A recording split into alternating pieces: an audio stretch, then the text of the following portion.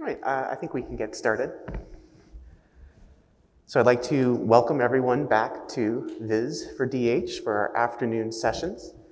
We've got another keynote lined up, and then we have some more lab talks and another round of paper sessions and a town hall where we're going to discuss the future of VIS4DH. So there's plenty more content to look forward to.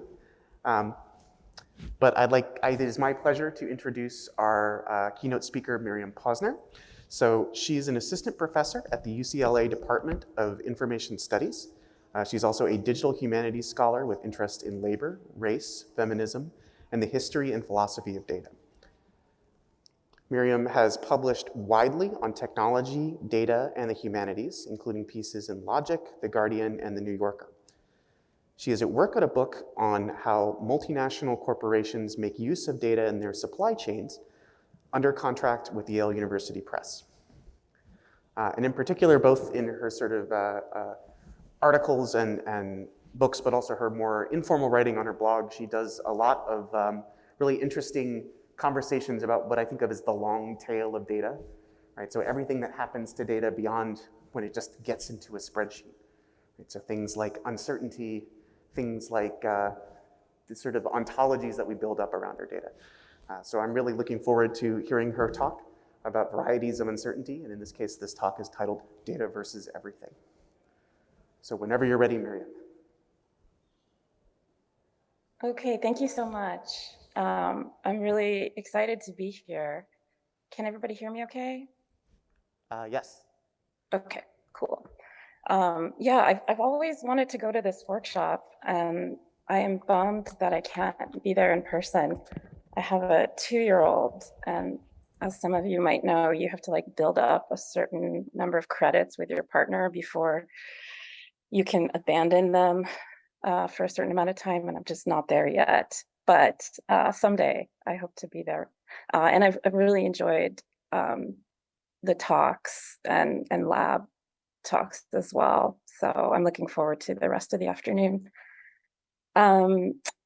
So yeah, as Michael noted, the title of the talk I'm giving is a little different from the one I promised. I hope that's not too crushing a blow for anyone.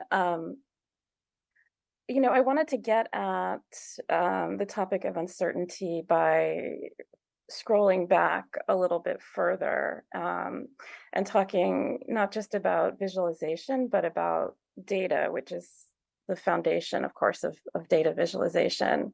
And I thought I would start off by telling just a little story about something small that happened to me a few years ago when I was giving a talk to some people who specialize in research data. And I wanted to explain to them why humanists may not be so receptive to the term data to describe their sources. And just because I happened to have read it recently, I told them about a book called From Theater to Cinema, in which the authors, Ben Brewster and Leah Jacobs, examine what's sometimes called the transitional period of cinema. So the period between one-shot novelties like Boxing Cats or The Sneeze and real narrative films. There was this like in-between period between like 1907 and 1915 when film was still deciding what it would be, like how it would fit together. Which is kind of interesting that film had to figure that out. It wasn't just a given. What Brewster and Jacobs argue in the book is that during this transitional period, film used some of the conventions of stage melodrama in order to help make film narratives legible to early cinema audiences. So kind of interesting, they used a different medium to try to translate this new medium for audiences. And I said that one way to demonstrate this argument, the truth or falsehood of this argument, would be to make a data set listing every film in our sample and recording the presence of various melodramatic conventions in each film. But then I said, Like, why would you do that when it's so much richer to simply watch the films?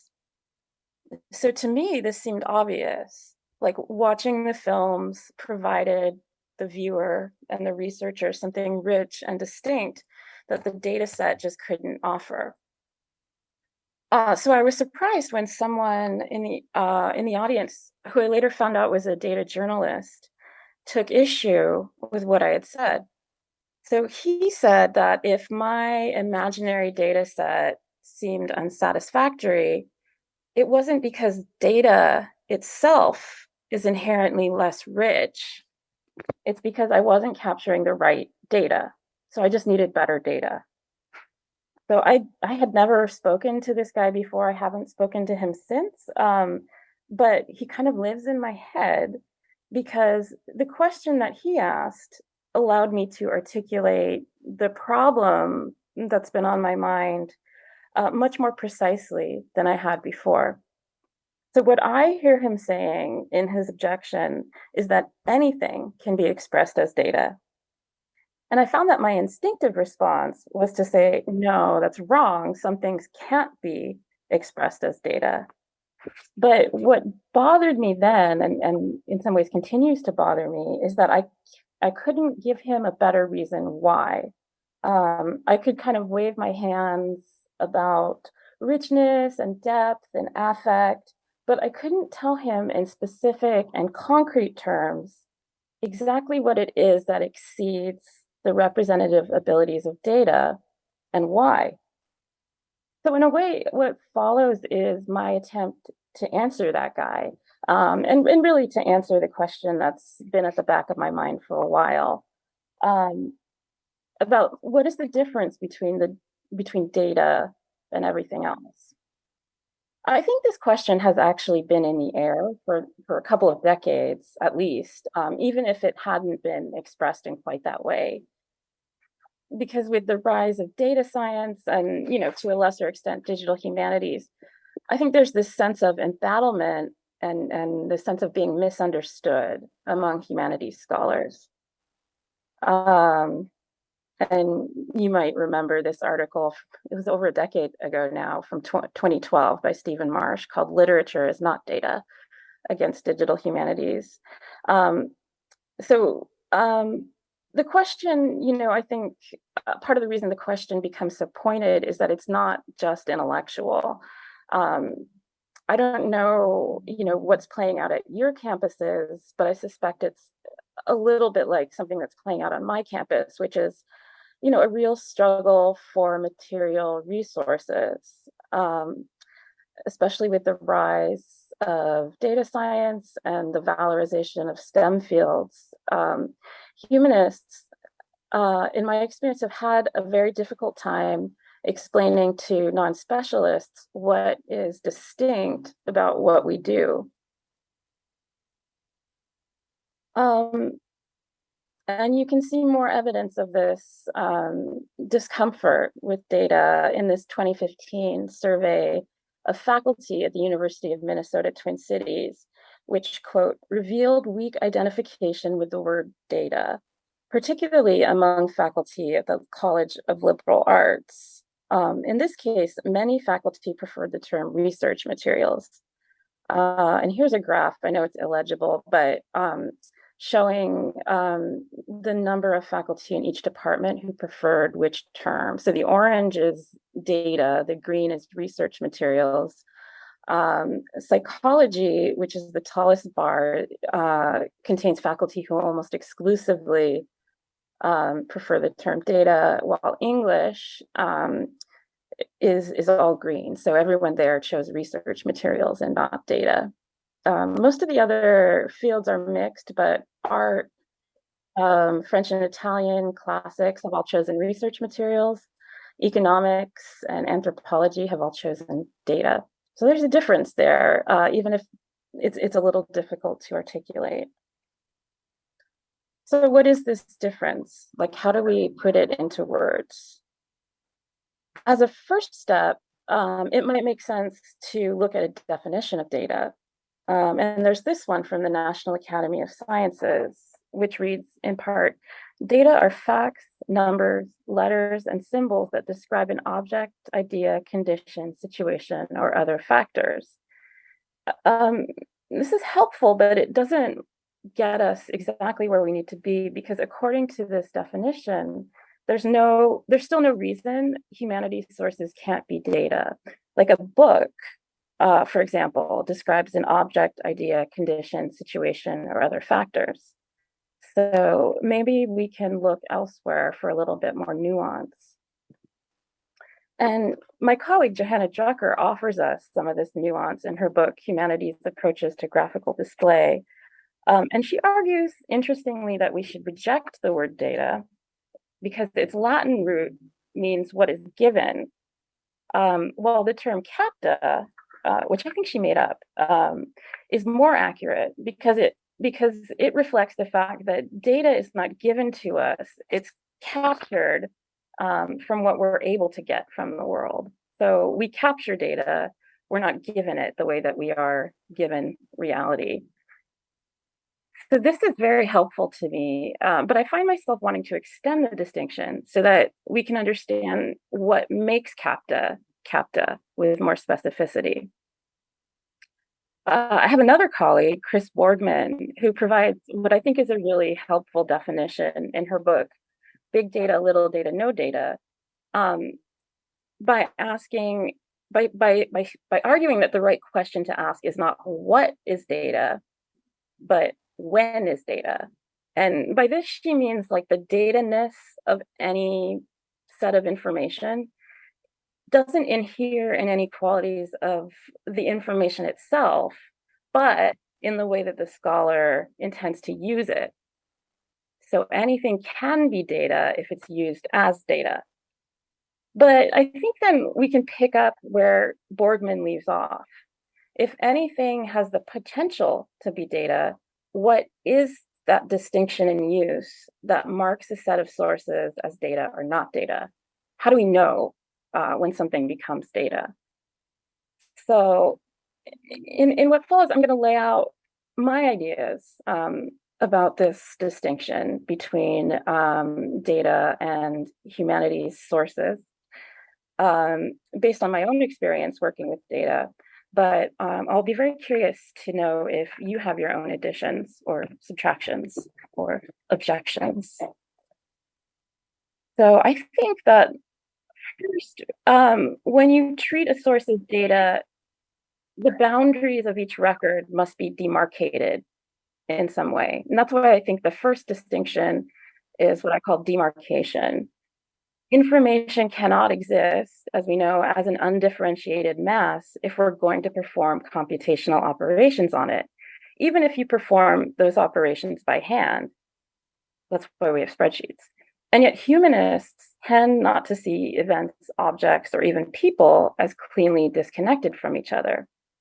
For example, here's a graph from an article called Quantitative Analysis of Culture Using Millions of Digitized Books, which is from January of 2011. It's the article that introduced the term culturomics, which some of the more elderly among us might remember as the subject of heated debate. But in this particular figure, the authors gave us information about the dates on which the telephone, radio, and other media were invented. Well, my first thought looking at this is that the very word invention tends to make a historian squirm a little bit because it suggests that objects are cut cleanly from whole cloth. Like one day they weren't here and the next day they were. But we tend to see individual technologies as emerging from constellations of forces, not as suddenly appearing like thunderbolts. And in fact, we tend not to think of various pieces of technology as separate in and of themselves. The notion of remediation, for example, suggests that previous technologies are always built into the technologies that precede them. In the way, for example, cinema swallowed many of the attributes of theater, and television swallowed many of the attributes of cinema, and so on. So these things are not really separate, they're all connected, yet on a graph, they look quite separate. Or to give you another example, this is a simple database I built with my students a few years ago, required me to construct separate fields for film screenwriters, photographers, and directors, which makes a lot of sense, for the golden age of Hollywood and even now. But that same separation of rules didn't hold true for the silent era, and still doesn't hold true for certain filmmaking traditions. A lot of times the director wasn't even like a thing that existed. And yet somehow I want to be able to track the roles over time. It becomes quite confusing. There's a closely related issue that I'm calling parameterization. And that has to do with whether one data point can sensibly be measured against another. So when is it okay to say one thing is equivalent to another thing, or precedes another thing, or outweighs another thing? We need some sort of standard scale of measurement, which is something Johanna Drucker in that same article calls parameterization. To give one example, we know when we think about the way we experience our lives, that time doesn't operate the same way for everyone at all moments. When you're experiencing something really uncomfortable, like you're at the dentist, time seems to stretch on forever. While, of course, this talk is flashing before your eyes because it's so incredibly enjoyable. So we register time in many different ways, but in order to place it on a scale, we need to apply standardized measurements to it.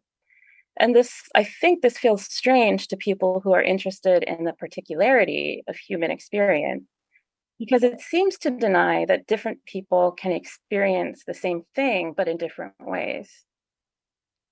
And you can see some of this, slight oddness in action with this project, Digital Harlem, which says that it displays data about the everyday lives of people who lived in Harlem in the 1930s. And it does in a way, but you have to ask yourself, for whom does a card game occupy the same register of experience as the murder of a spouse? The two experiences are not equivalent. They don't really exist on the same scale. And yet they have to be made to fit the same order of things if they're going to be jointly displayed on a map. Um, so I'm sure many of you know that the term ontology can mean many different things. In philosophy, it often refers to the basic essence of something, while in computer science and information science, ontology refers to the way you've organized entities in order to create a data model. And I've always kind of liked this confusing aspect of the word because I think it gets at an important aspect of the term, which is that the way we divide the world into categories does express something fundamental about the way we see the world. And one person's ontology, which is very tied to culture and time and experience, won't make sense for another person necessarily. Databases are designed to stabilize relationships, even if just for a moment, because otherwise we couldn't retrieve information from them. But when humanists think about the ways things are connected to each other, they're trained to be really attentive to the way that these connections change depending on who's doing the looking. So one example of the way that this has played out in the real world is the case of indigenous communities trying to make their cultural materials retrievable and sort of categorizable in libraries and archives. Most cultural institutions classify indigenous artifacts under the single heading of antiquities, which makes perfect sense if you're a colonial administrator. But if you're a member of an indigenous community, your stuff is, of course, very much not antique. And I've highlighted here a quote from Kelly Webster, who says, "Have you ever noticed how American Indians are treated in the Library of Congress cataloging? In both obvious and subtle ways, American Indians are treated as a remnant of the past." So that's an example of an ontology that makes sense for one group of people, but not for another. And so in response, we've seen a good number of alternate classification schemas arising from indigenous communities. And I think the Brian Deere classification system is probably the best known of these, but there are actually quite a few, and they're very interesting to look at. So ontology is sort of the ground you walk on or the air you breathe. It's, it has to do with the basic assumptions you make about how we should understand the world.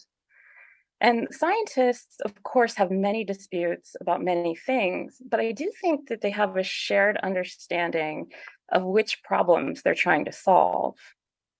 Humanists love to change the terms of the debate. It's kind of our specialty. And not just because we're sneaky, but because we think it's important, if you're representing human culture, to understand, of course, that not every human experiences the world in the same way. So standardized models of the world become very troublesome in this context. The tension around replicability is something I've seen play out, especially in university libraries, as research data managers try to collect data from humanists. In the sciences, of course, it's become really important for repositories to collect not just scientific studies, but the underlying data as well, so that scientists can replicate experiments or not, and thus check their veracity. It's one great benefit of well-structured and described data, this ability to identify and verify results. But I would argue that this logic is completely unintelligible to most humanities scholars. And that's why I've noticed so many problems of communication between data repository managers and humanities scholars, where neither one could seem to make sense of what the other was saying. I think that humanists would never expect two different people to look at the same book and come to the same conclusion about what it means. And it's not just that the interpretation is personal, although, of course it is, sort of, but it's also that the interpretation is the work. It's very rare that someone disputes that you, in fact, saw something that you said you saw, like, that there's a paragraph in Moby Dick that describes a whale. No one's going to argue with that, just that you were wrong in the meaning you ascribed to the thing that you saw.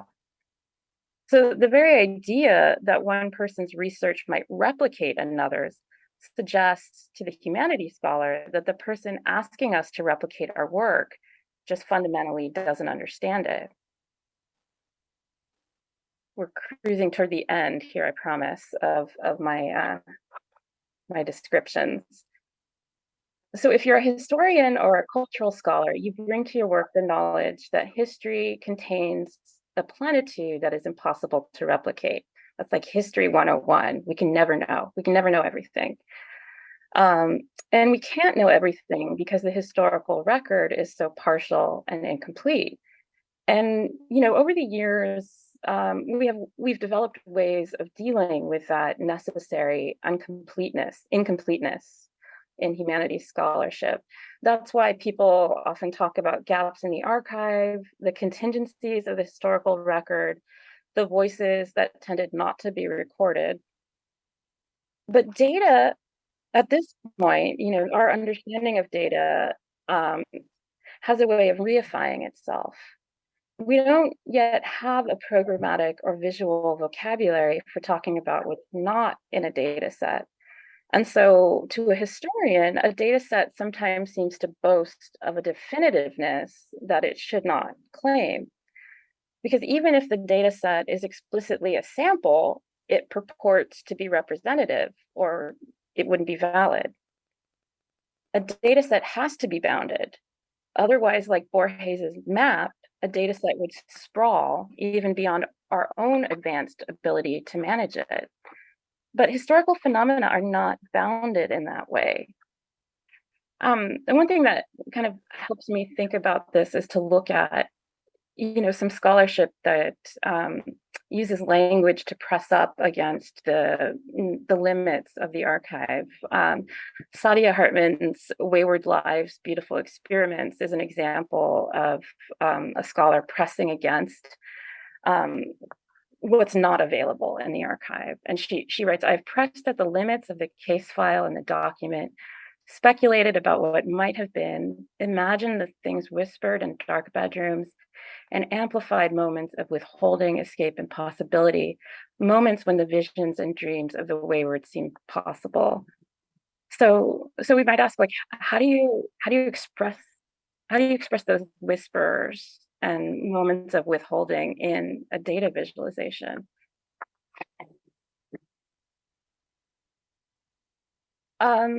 So historical and cultural artifacts rarely present themselves in isolation. They're rarely like neatly individuated. Rather, they tend to be bound up with a format and context that itself carries meaning.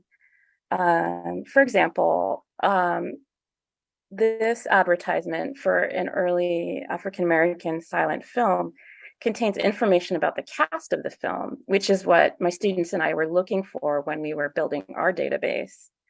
But of course, that's not all it contains.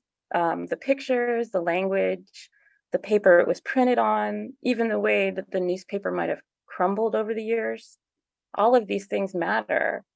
And yet, to assimilate data points into a coherent whole, one has to remove the data from its distracting context. Denuded in this way, data means something, but it doesn't mean the same thing it used to mean. Now, of course, no scholar could capture every aspect of her source material in a scholarly work, but in examining example after example of this source material in context, I think the scholar hopes to notice something that others wouldn't even have thought to record, that would never have been recorded as data because no one thought it was important enough to document. That's what arguments are built on. So a data set, in a way, can look naked to a humanities scholar. The noteworthy features are there, but humanities scholarship is built on drawing our attention to things we'd never thought to notice. So all of those characteristics that I just mentioned, I would argue, are performed under the sign of categorization, which I want to argue is at the heart of humanistic reluctance to accept the term data. I think categorization is at the very essence of any attempt to create data. The world as it exists, as we know, and unfortunately, as we've come to realize in a very urgent way, the world is a cacophony of phenomena, none of which is inherently categorized in any particular way. And in order to turn any of this mess into computable data, we need to identify those parts of any object or phenomenon that are meaningful and give labels to those attributes. For example, I could be classified as a woman, a scholar, a digital humanist, a mother, a brown-haired person, or any number of other things depending on what you're interested in. The label we pick depends on the kind of thing we're interested in counting. And we do have to standardize those labels in order for them to be at all meaningful. So I may like to call myself woman with an A, and you may like woman with a Y, but in order to have any kind of meaningful category to represent the idea of womanhood, we need to standardize the label we're using. Now, of course, we could have synonyms, but or various degrees of granularity, but those still exclude some possibilities and include others. Because if we don't categorize, we can't count or query. And if we can't count or query, we can't visualize. This is, it's just true about data, but I do think it violates in some ways our own experience of some important aspects of our identity. And I wanted to share this short video of a YouTuber talking about gender fluidity to give an example of aspects of identity that defy categorization. And I'm going to talk to you today about being gender queer. Here's what you need to know. Gender fluid, gender whatever. Here's what you need to know. You don't need to decide your gender. You don't need to decide who you are. So that is true in the sense of like lived experience. You can move through the world without defining or cutting off certain descriptors for yourself. But the same is not true if you're building a database. Even if your database is, very detailed and current, like the Homosaurus linked data vocabulary, which is quite granular and makes a very honest effort to replicate discussions that are currently happening within the queer community. It still involves, making decisions about what something is or is not at various points in time. But if we're going to work with data, this isn't the wrong thing to do. If we're going to work with data in any meaningful way, we have to do stuff like that. We have to create authorities for gender and race because we need to be able to aggregate and disaggregate data in order to make it anything other than a whole bunch of individual cells in the table. Otherwise, you just have chaos. So I think the answer that I might give now, if I could go back in time a few years and talk again to the guy who objected to my talk, I might say that, yes, it's true that you could create a data set that enumerates the conventions of melodrama. But Brewster and Jacobs couldn't have done that at the beginning of their project because that question did not exist. There was no hypothesis to test about the prevalence of melodrama because they were only able to formulate the hypothesis by noticing things in the archive that no one else had thought to notice. There was no data set for melodramatic conventions because it wasn't previously a category of analysis.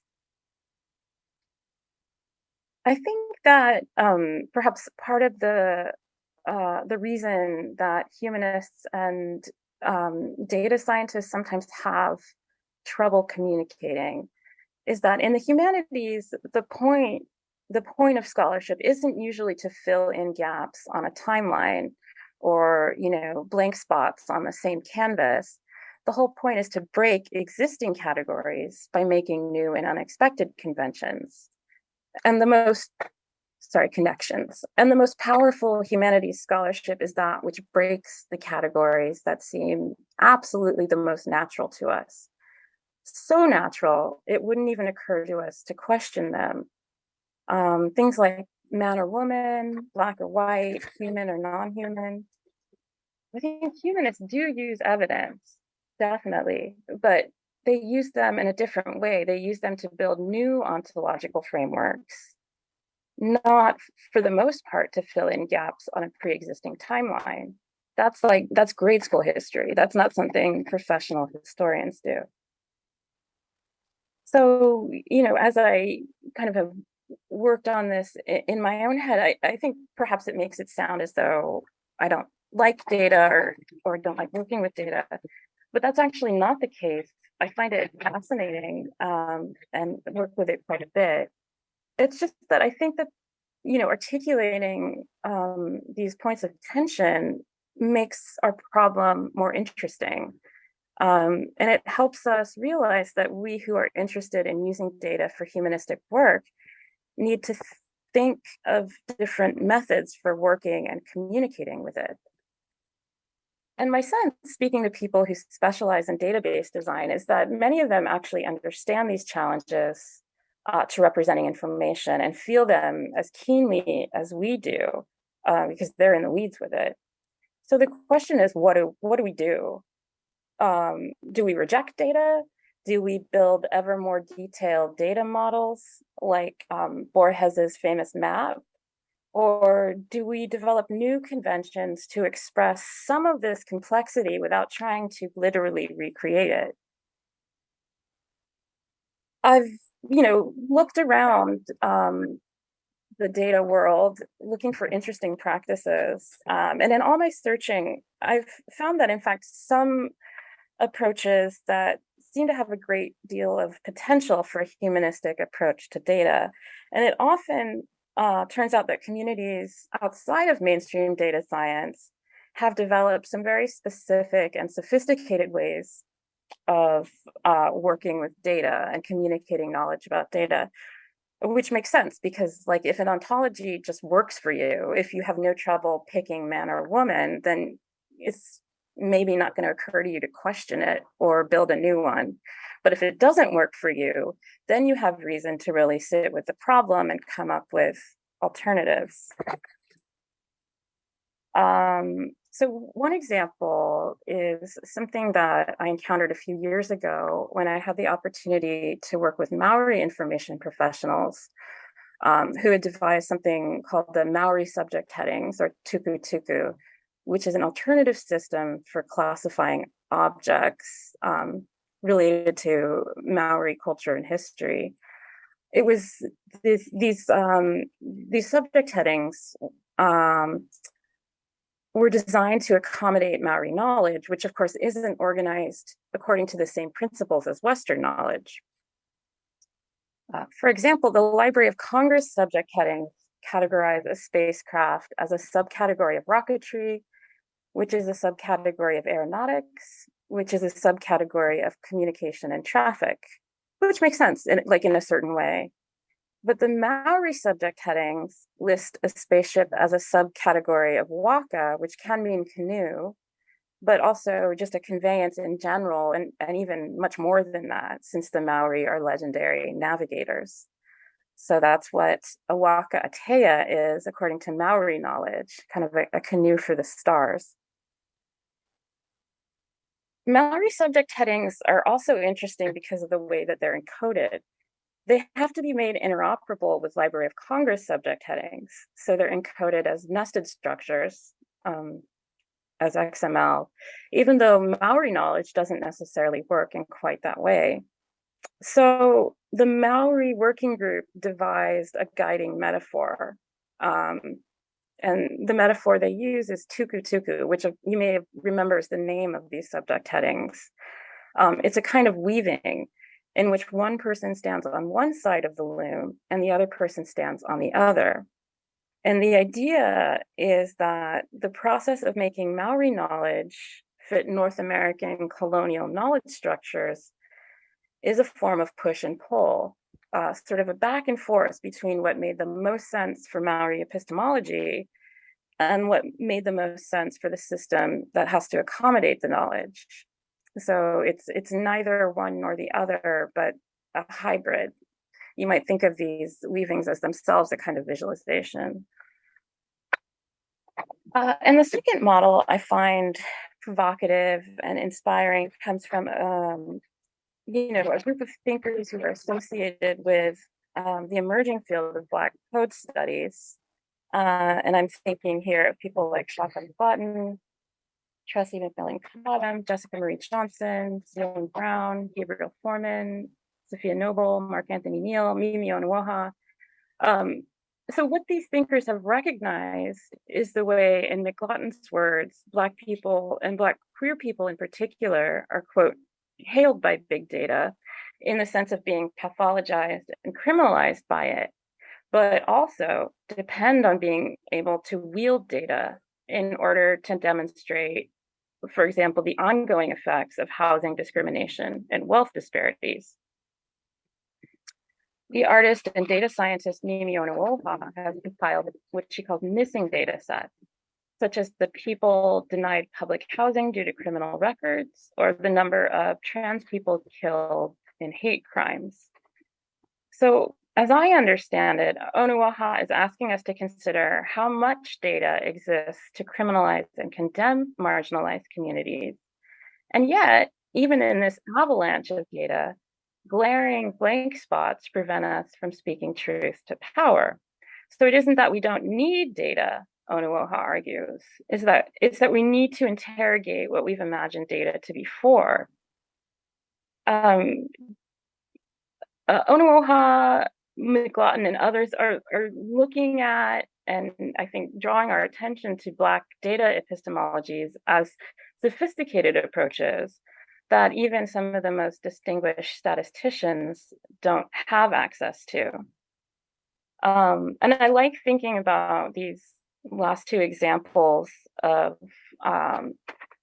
thinking through data's approach to reality, because I think they show a depth of understanding and a reflexive skepticism that frankly isn't in evidence in a lot of mainstream discussions about data. They understand immediately that no matter how good your data is, it's not going to capture everything. And they've developed modes of working with and building from that essential mismatch. So where does this leave us with respect to data visualization, the reason we're here in the first place? I think it raises for us a lot of questions that I personally find very interesting. First, is it possible for a data visualization to express the contingency of a question? And by that, I mean, is it possible for a data visualization to express the fact that the answer to a question looks one way, but a completely different question about the same sources would yield a very different answer? Can a data visualization express multiple ontologies? Is it possible to toggle between Library of Congress and Maori epistemologies, for example? Maybe. Can a data visualization allow for the blurring or shifting of scales of measurement? Is there a way to express the fact that time changes depending on who's experiencing it, or that thinking about something in terms of like feet and inches may not be relevant to someone who's used to measuring things against their body? Is it possible to shift perspectives with a data visualization? Sometimes I think, what would the experience of a network graph look like if you could kind of take the place of one of the nodes and see the graph from your perspective, and then switch places so that you are a different node and see what the network looks like from a different perspective? Because of course, that's how we experience connections. We don't experience them as though we're hovering over them from a bird's eye view. So could we make that happen in data viz? And finally, how, with a data visualization, could you represent the existence of a whole body of other missing information? How do you express what Sadia Hartman called those like whispers and those facts that don't exist in the archive but should? I can't think of like a visual rhetoric for doing that, but perhaps more creative visualization designers can. I really like thinking about these questions, although, I don't know how productively I think about them, but I do. I really like thinking about them, especially with an audience invested in visualization and data. Because I think that this has the possibility of being really exciting and fun. And I'm hoping that you find some fun and possibility here as well. So thank you.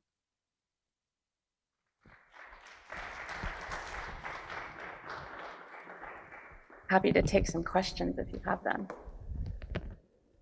Yeah. So thank you, Miriam. So as mentioned, we'll be monitoring questions on Slido. So if you're virtual or even if you're in person and you want to ask questions, go on Slido. I will also be able to hand off things with the mic if you have in-person questions in the room. And then one last reminder is that there will be a town hall after this where we'll be asking sort of questions, not just for Miriam, but for the, the workshop as a whole. So if you have any of those, we've made a thread for that in Discord. So with those preliminaries out of the way, I think I'll address the first question from Slido, from Anonymous, which is, wonderful talk. I wonder if you have any thought on how the concept of CAPTA can be related to questions of big data. Specifically, I'm thinking about how some machine learning research has this idealization that larger sample size can help us approach a presupposed truth about the world. Ooh, yeah. That's an interesting question. Well, for one thing, I think it points to like the urgency of figuring out what the difference is between what we've called data and the rest of the world. Because I do think that like no matter how big the data set, data is still CAPTA. Like it's still just what you can grab from reality. Because if it weren't, right, then it would be reality.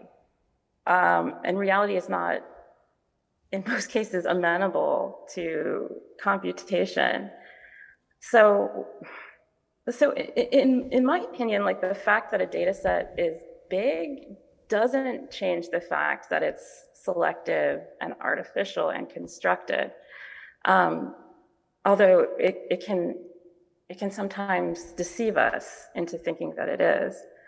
I think that one tendency that I've seen in like unsupervised machine learning in particular is the sometimes unvoiced conviction that the categories that emerge will somehow be more organic.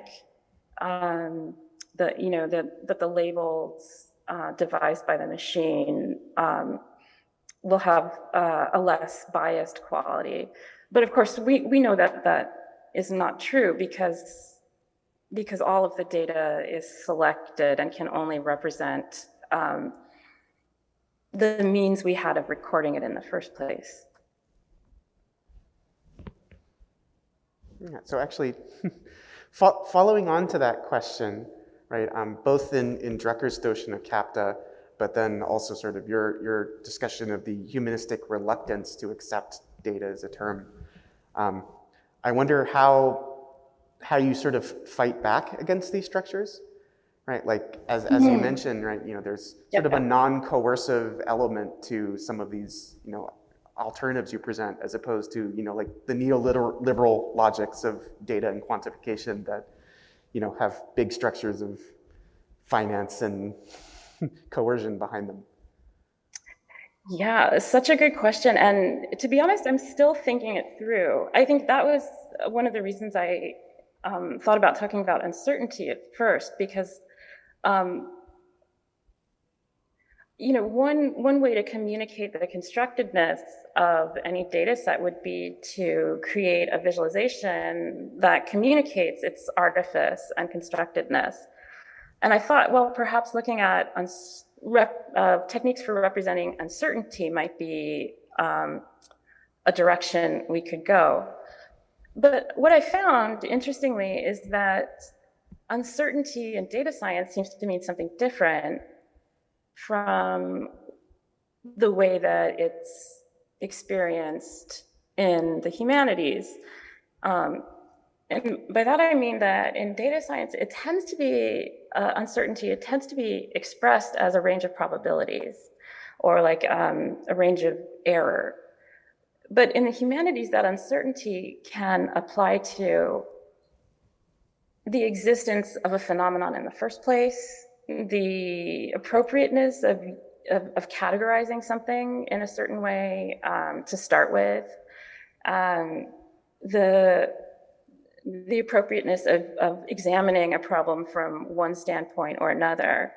And so to my regret, it doesn't seem as though existing techniques for representing uncertainty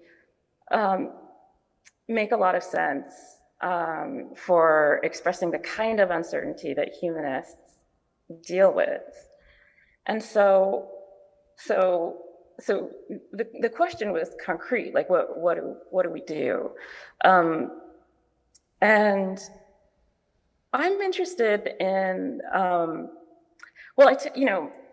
I have a background in film, as you might have gathered, and one thing that film studies does well is discuss the difference between reality and representation. Like, even if you're making a documentary, you can't tell the whole truth about what happened, or your documentary would be as long in duration as the event itself. And so documentary film has developed like a visual repertoire for conveying its artifice and constructedness, even as it claims to tell the truthful story. So you can think of things like Errol Morris in The Thin Blue Line marks every cut with a black screen just to remind you that he's inserting a cut. Or someone like Trinity Minha just gives up on narrative legibility altogether in favor of kind of a more free-floating, chaotic experience. Werner Herzog loves to talk over the film, never watched the film, as you might remember from Grizzly Man. So that's another method of discussing the artifice. What that looks like for data viz, I don't know, but looking at some of those examples, I find sort of intriguing. So this next question actually sort of ties to your last point there. So when you discussed Mimi Onoha's library of missing data sets, do you have any sort of further wishes or ideas or orders, right, if you want to be coercive, for a gallery of missing visualizations? Ooh, I've never thought about it in those terms, but what a lovely question. I would love to know, like, what's not included in some very important archives. I was having a conversation once with Jessica Marie Johnson, who is an important historian of slavery. And we were talking about a data set she had that recounted the sort of slave-owning families and the enslaved people that they owned. And we were talking about the difficulty of showing, because she wanted to make a network graph depicting the ways in which these enslaved people were connected. But because our only kind of method of organization was to categorize them by a slaveholder, every connection had to be mediated by the slaveholder, him or herself. And so we were talking about, what if there was a way to show what's missing there, like the world of that enslaved people built outside of property registers. And we talked about what if you moved from a 2-mode network graph to a 1-mode network graph, but even that's still, embedded in there is the ownership stake of these slaveholders. So that's an example of something that I wish existed. And I think there are so many other cases that maybe it would be impossible for me to enumerate them.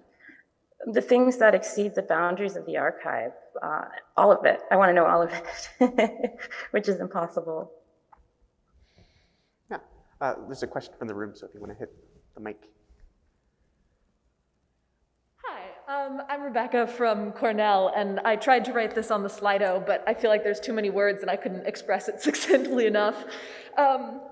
It feels to me like there's this tension between the tasks we can only perform, or at least perform easier, when we create data out of our research materials, like different kinds of quantitative analysis or looking at trends, things like that, and the information that we lose in kind of creating a data set that I've only been able to think about mitigating in the sense of maybe inherently integrating more humanistic techniques, like providing examples of close readings or stuff with the kind of quantitative analysis. And I guess I just wonder if you have any ideas about how we could document almost the transformation from research material to data that could help people understand more maybe what the data doesn't capture. I don't know if that's clear, but. Oh, I love that. I think that's really ingenious. I wanted to say, by the way, I really liked the word cloud work you did. My students love word clouds. It's their favorite thing to make. And over the years, I've come to embrace them because, they love them and they tell them something. So I've become a word cloud contrarian in my old age. But I think maybe the question you're asking is the right one. Perhaps what we need to do is develop a visual rhetoric of showing where the data comes from. And I could imagine that happening in various different ways. Perhaps in animation, showing how categories are formed from an undifferentiated collection, versus an animation showing like alternative categories that could have been derived. I think something like that would be really productive. The way that kind of the whole is then divided into parts, I think is an exciting option to pursue. Thank you. Yeah, that's really cool. I do want to point out that if you ask what Midjourney to generate an image of digital humanities, it does generate a word cloud. So. There you go. Yeah. All right, another question from Slido, and then we'll do another pass of the room, which was sort of connected to this idea of uncertainty that you mentioned, right, where there's often sort of a, a probabilistic or interval-based notion of uncertainty, especially, in certain positivistic fields. Sort of what aspects of that maybe are helpful to the humanities? Right? Like what part of that quantization or that probabilizing is helpful? Yeah, good question. I do find it sometimes helpful to like codify my evidence in a really structured way, because one of the beautiful things about humanities scholarship is that you can be ambiguous and nuanced and like multi-layered, but as anyone who has written any kind of paper knows, sometimes that ambiguity or nuance can be a veil for the fact that like we don't quite know what we're doing. And so I think being disciplined into recording exactly what our categories are and exactly how we're dividing our knowledge up can be a really interesting and productive exercise. And then moving from, the creation of data to the various products you can make with that data helps to understand the implications of what you might be arguing. Like, do I really mean this? Do I really mean, that this thing could only have happened during this period, or only these people could have said this? So I think that there are lots of times when being forced to be very explicit can be really healthy for your scholarship. It's just the danger or the tension that comes with that is the risk of that one representation being taken for the definitive truth. I know we're all pretty familiar with that phenomenon. Yeah. All right, we're almost at time, but I think we have time for one short question if there's one from the room. Okay, we have exhausted questions from the room. So with that, I would like everyone to thank our speaker again. Thank you. Thanks, everybody. Great, and we'll be happy to follow up more on Discord as you like. Right, and so with that, I will turn things over to Mena.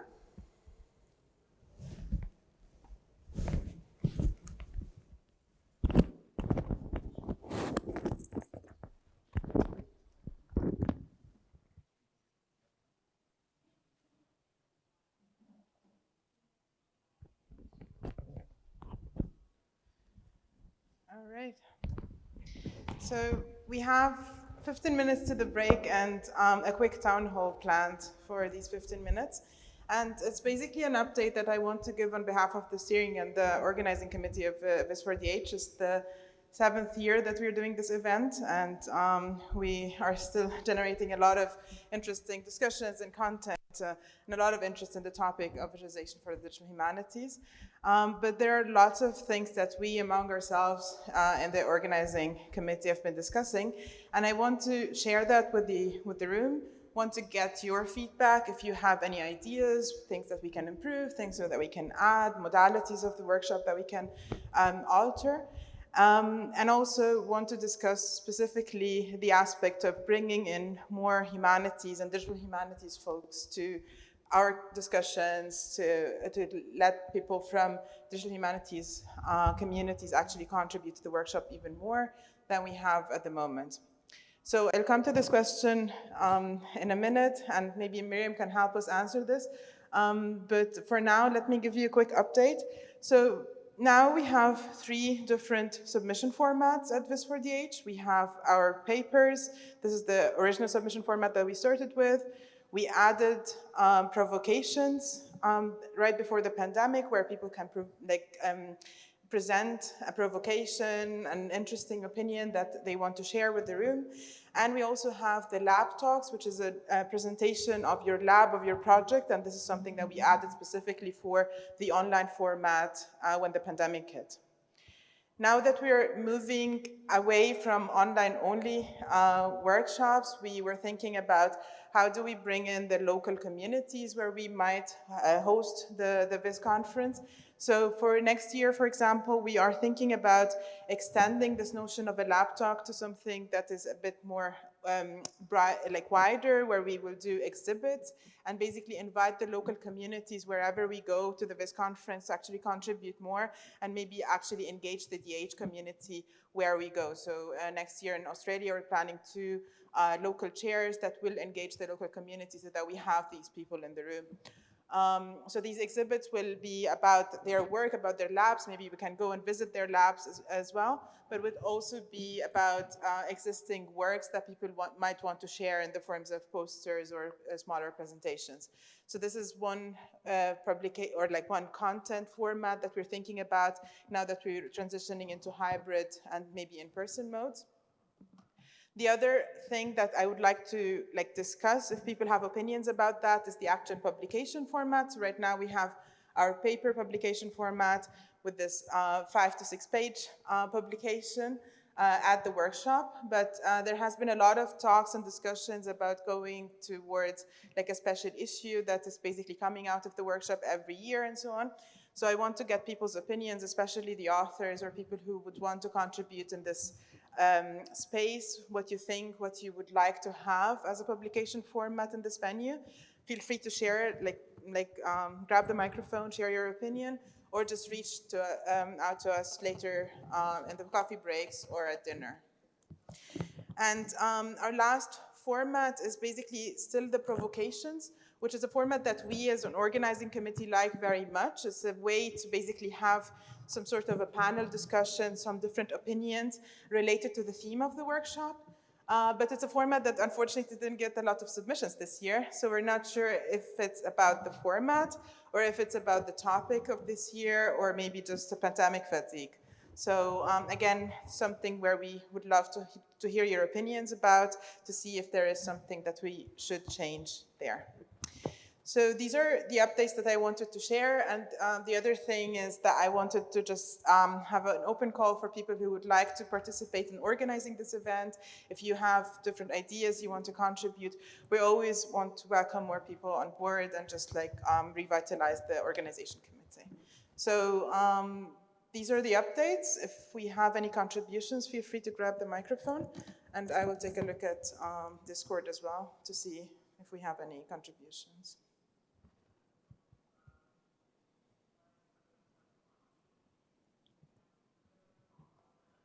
Okay.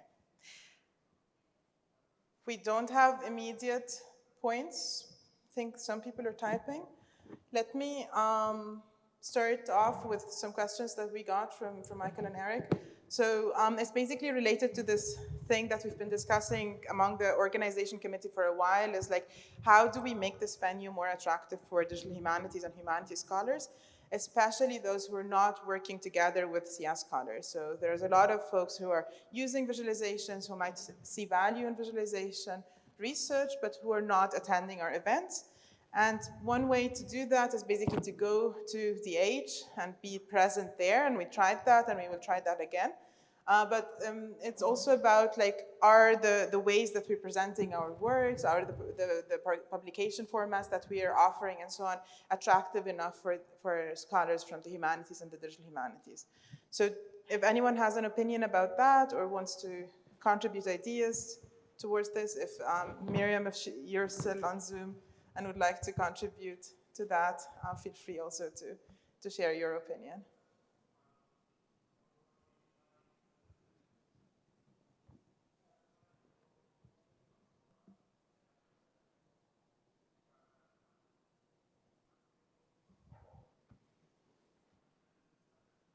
Okay, we have someone saying that they love the idea of engaging the local community. Yeah, so we think that if we move towards having more people from the local, like DH labs basically contribute, that would be a way to kind of make that venue more attractive for DH folks. So do we have any other ideas? Yeah, sure, please. I was just, okay. I've worked with DH people, like humanities, and I think one of the problems that might exist is that they don't know about this venue. Yeah. So it might be difficult. I mean, probably it's our responsibility to introduce them to it. And I'm not sure if the value is as strong. It might be a bit hard to bring them to a CS venue when they don't have necessarily as much value in that, right? Yeah. Maybe one way to solve that would be a special issue or some kind of publication that might come out of it, because it would be harder otherwise to convince them to pay. I mean, they have to pay full registration, right?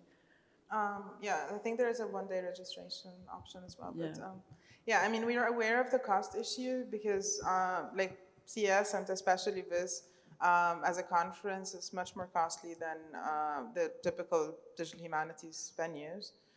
So we're aware of this issue. Again, we're looking for all sorts of different solutions right now to figure out how do we engage people. But yeah, so if you have any solutions for like how to reach out and so on, we'd happy to hear that. So for the next year, one of the things that we are trying is actively like reaching out to the main DH conferences and actually proposing a venue such as this so that we can connect the two of them. We did that before the pandemic and had the workshop accepted, but couldn't do it because of the pandemic. So we're trying to revitalize this effort. If anyone knows on how to do these connections, wants to be involved, again, reach out to us. We would be happy to have more folks on board. I'm hoarding the microphone.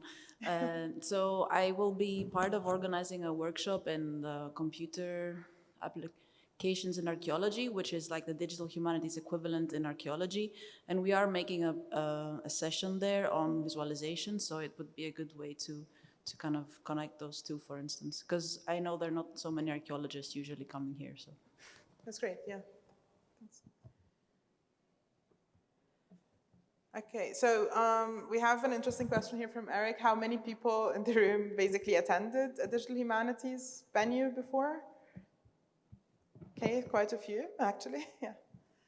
Yeah, so it would be interesting to see how we can actually bridge what we have been discussing here to digital humanities as a community. All right, do we have any other questions, suggestions, contributions? Anything that you would like to share with us, things that work well or don't work well?